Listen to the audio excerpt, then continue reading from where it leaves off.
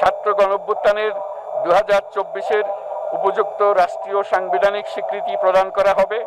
বাংলাদেশের জনগণ জুলাই জনগণের সকল শহীদদের জাতীয় বীর হিসেবে ঘোষণা করে শহীদদের পরিবার, আহত যোদ্ধা এবং আন্দোলনকারী ছাত্র জনতাকে প্রয়োজনীয় সকল আইনি সুরক্ষা দেওয়ার অভিপ্রায় ব্যক্ত করেছে।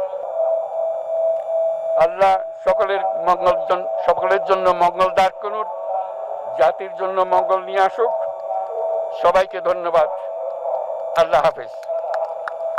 আসসালামু আলাইকুম।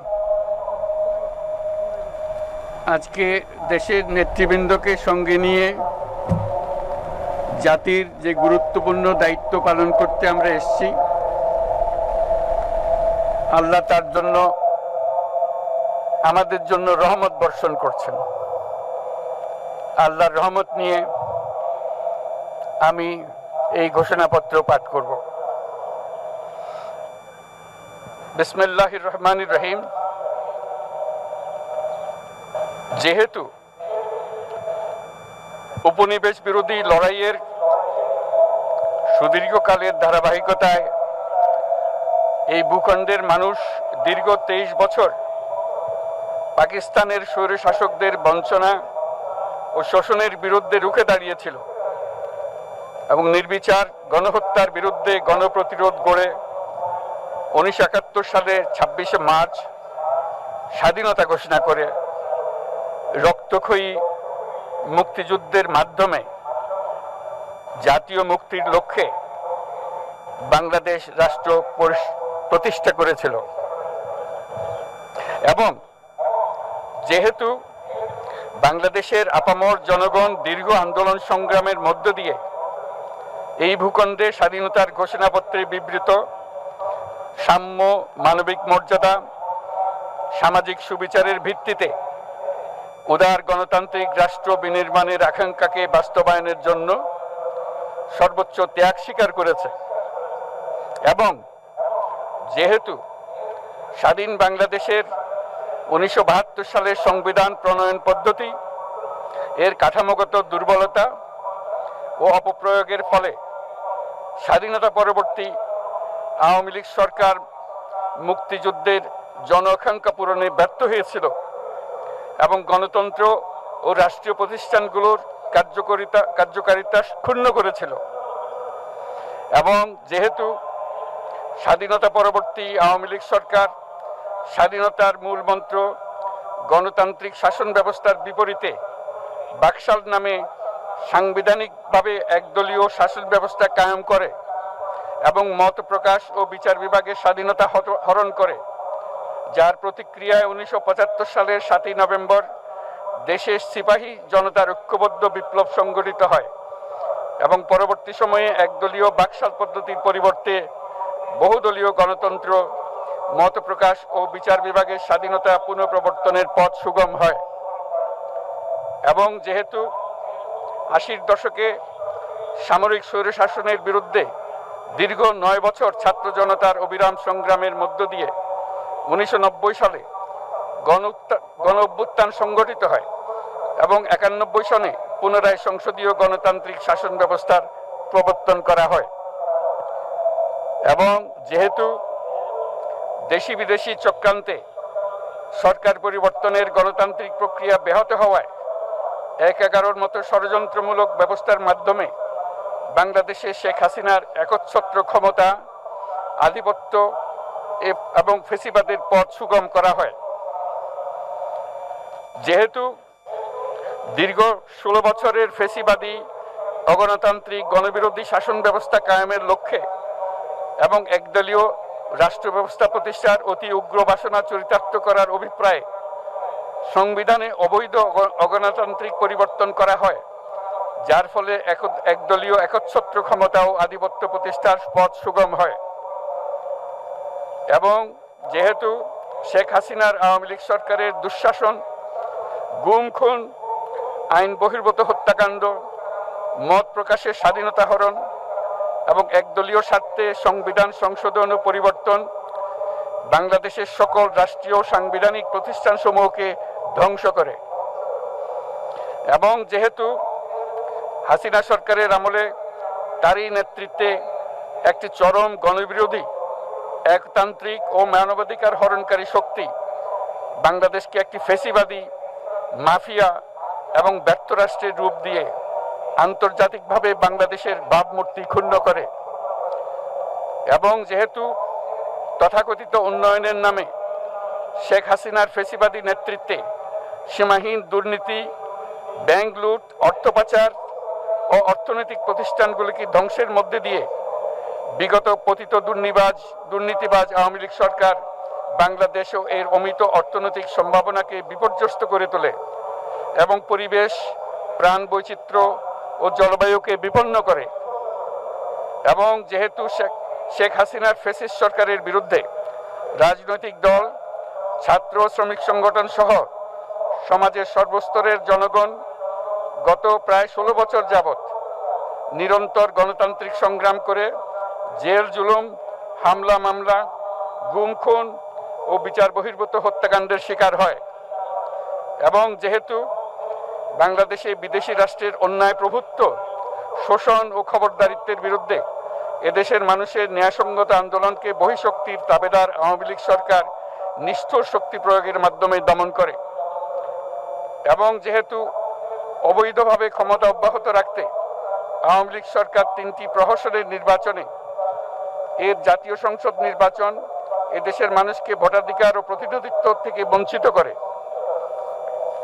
যেহেতু আওয়ামী লীগ আমলে ভিন্ন মতের রাজনৈতিক নেতাকর্মী, শিক্ষার্থী, তরুণদের নিষ্ঠুরভাবে নির্যাতন করা হয় এবং সরকারি চাকুরিতে একচেটিয়া দলীয় নিয়োগ এবং কোটাভিত্তিক বৈষম্যের কারণে ছাত্র, চাকুরি প্রার্থী, নাগরিকদের মধ্যে চরম ক্ষোভের জন্ম হয়। এবং যেহেতু বিরোধী রাজনৈতিক দল সংগঠনের উপর চরম নিপীড়নের ফলে দীর্ঘদিন ধরে জনরোষের সৃষ্টি হয় এবং জনগণ সকল বৈধ প্রক্রিয়া অবলম্বন করে ফ্যাসিবাদ বিরোধী লড়াই চালিয়ে যায়। এবং যেহেতু সরকারি চাকরিতে বৈষম্যমূলক কোটা ব্যবস্থা বিলোপ ও দুর্নীতি প্রতিরোধে বৈষম্য বিরোধী ছাত্র আন্দোলন চলাকালে আওয়ামী লীগ সরকার কর্তৃক ব্যাপক দমন পীড়ন, বর্বর অত্যাচার, মানবতা বিরোধী হত্যাকাণ্ড চালানো হয়, যার ফলে সারা দেশে দলমত নির্বিশেষে ছাত্র জনতার উত্তাল গণবিক্ষোভ গণ অভ্যুত্থানের রূপ নেয়। এবং যেহেতু ফ্যাসিস্ট শক্তির বিরুদ্ধে অদম্য ছাত্র জনতার অভ্যুত্থানে রাজনৈতিক দল, ধর্মীয়, সামাজিক, সাংস্কৃতিক, পেশাজীবী, নারী ও শ্রমিক সংগঠনসমূহ সমাজের সকল স্তরের মানুষ যোগদান করে এবং আওয়ামী ফ্যাসিবাদী বাহিনী রাজপথে নারী, শিশু সহ প্রায় 1000 মানুষকে নির্বিচারে হত্যা করে, অগণিত মানুষ পঙ্গুত্ব, অন্ধত্ব বরণ করে। আন্দোলনের চূড়ান্ত পর্যায়ে সামরিক বাহিনীর সদস্যগণ জনগণের গণতান্ত্রিক লড়াইকে সমর্থন প্রদান করে। এবং যেহেতু অবৈধ শেখ হাসিনা সরকার পতন, ফ্যাসিবাদী ব্যবস্থার বিলোপ এবং নতুন রাজনৈতিক বন্দোবস্তের লক্ষ্যে বৈষম্য বিরোধী ছাত্র আন্দোলনের ডাকে জনগণ অসহযোগ আন্দোলন শুরু করে, পরবর্তী সময়ে 5ই আগস্ট ঢাকা অভিমুখে লং মার্চ পরিচালনা করে এবং ফ্যাসিবাদ বিরোধী আন্দোলনরত সকল রাজনৈতিক দল, ছাত্র জনতা তথা সর্বস্তরের সকল শ্রেণীর, পেশার, আপামর জনসাধারণ তীব্র আন্দোলনের চূড়ান্ত পর্যায়ে গণভবনমুখী জনতার উত্তাল যাত্রার মুখে ফ্যাসিস্ট হাসিনা 5ই আগস্ট 2024 তারিখে পদত্যাগ করে দেশ ছেড়ে পালিয়ে যেতে বাধ্য হয়। এবং যেহেতু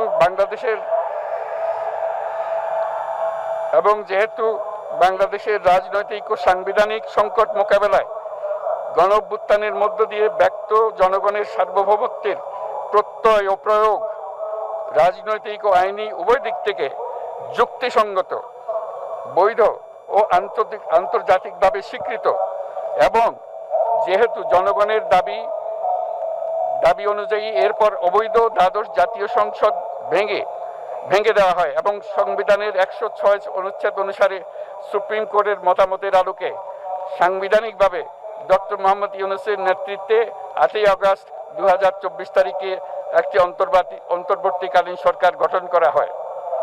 এবং যেহেতু বাংলাদেশের সর্বস্তরের জনগণের ফ্যাসিবাদ বিরোধী তীব্র আকাঙ্ক্ষা এবং ছাত্র জনতার অভ্যুত্থানের মধ্য দিয়ে ফেসিবাদ, বৈষম্য, দুর্নীতিমুক্ত সমাজ ও রাষ্ট্র বিনির্মাণের অভিপ্রায় প্রকাশিত হয়।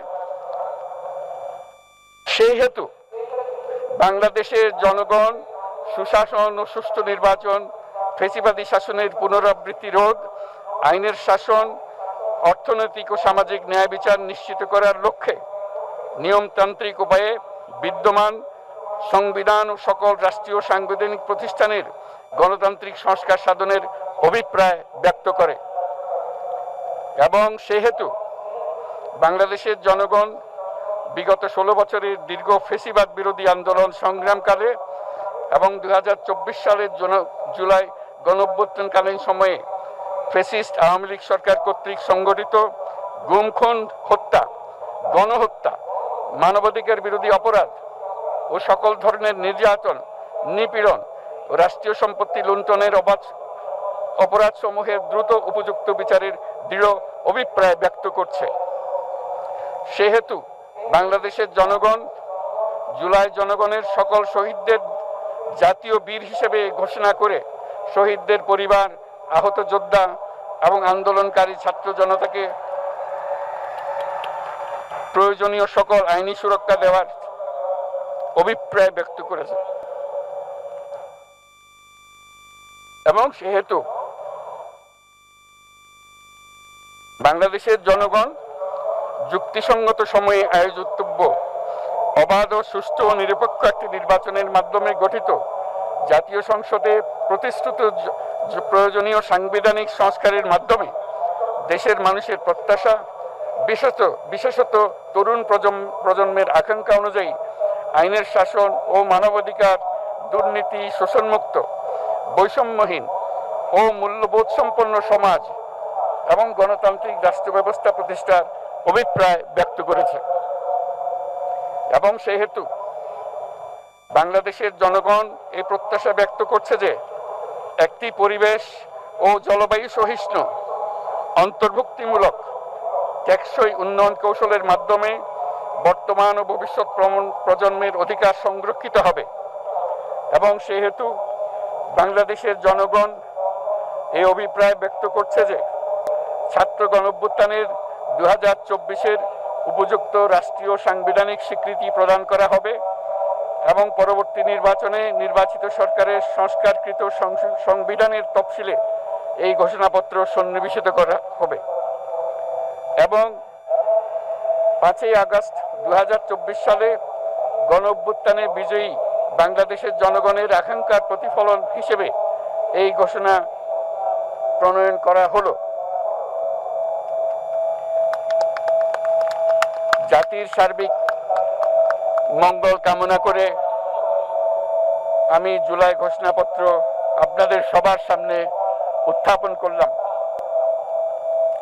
আল্লাহ সকলের জন্য মঙ্গল দান করুন, জাতির জন্য মঙ্গল নিয়ে আসুক। সবাইকে ধন্যবাদ। আল্লাহ হাফেজ।